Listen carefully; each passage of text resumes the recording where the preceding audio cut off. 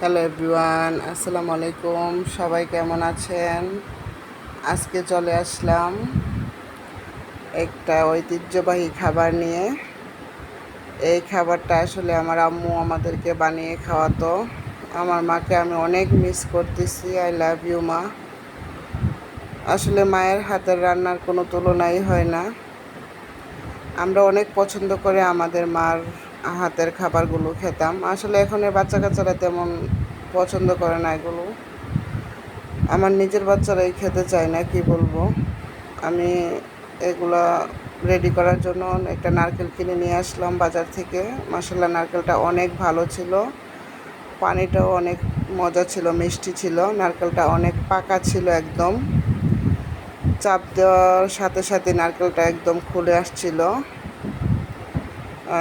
নারকেলটা দেখতেই বোঝা যাচ্ছে একদম পাকা ছিল। আসলে অনেক ইজিভাবে খোলা গেছে। আসলে আমি নারকেল খুলতে পারি না তেমন, কিন্তু এই নারকেলটা অনেক সুন্দরভাবে খুলতে পেরেছি। অনেক মিস করতেছিলাম ইসরাতের আব্বুকে। আসলে বাসায় থাকলে ওর আব্বু এটা কাজটা করে দিত। এখন আমি চিড়াগুলোকে গাইলের মধ্যে দিয়ে দেব। আসলে গ্রামে আমার আম্মু বড় গাইল সাহেবের মধ্যে এগুলো করতো। আমার তো বড় গাইল সাহেব নাই, এটার মধ্যে করতেছি। প্রথমে চিড়াগুলো দিয়ে দিতে হবে। চিড়াগুলোকে হাতে কুটে নিতে হবে। কুটে নেওয়ার পর এটার সাথে অ্যাড হবে নারকেল, গুড়, হালকা লবণ। এটা খেতে খুবই সুস্বাদু। আমার আম্মু সবসময় এটা অনেক পছন্দ করতো, আমাদেরকেও বানিয়ে খাওয়াতো। আমরা বোনেরা অনেক পছন্দ করতাম। বিশেষ করে আমি অনেক পছন্দ করতাম। বিকেলবেলা হলে আমার আম্মু এগুলো করে দিত। আমার আম্মুর হাতের রান্নার কোনো তুলনাই হয় না। আসলে আমার আম্মু বিকেলবেলা হলেই গাছ থেকে নারকেল পেড়ে নারকেলগুলোকে কুড়িয়ে নেওয়া হতো, তারপর মুড়ি দিয়ে মাখিয়ে দিত। অনেক ভালো লাগতো। আসলে মায়ের হাতের আসলেই রান্না খুব সুস্বাদু হয়। এখন আমি নারকেলগুলো দিয়ে দিব। নারকেলটা খুবই মিষ্টি ছিল। ভেবেছিলাম নারকেলটা ভালো হবে না। অফিস থেকে আসার সময় ওই দোকান থেকে কিনে নিয়ে আসছিলাম, কাউতলি থেকে। এখন এগুলোকে হাত দিয়ে আমি কুটে নিচ্ছি।